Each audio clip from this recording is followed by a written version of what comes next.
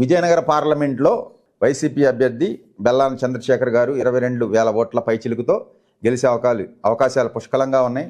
Assembly నియోజకవర్గాలు తీసుకుంటే Etcherla YCP గొర్రెలే Kiran Kumar 2,000 ఓట్ల పైచిలుకుతో గెలుస్తారు.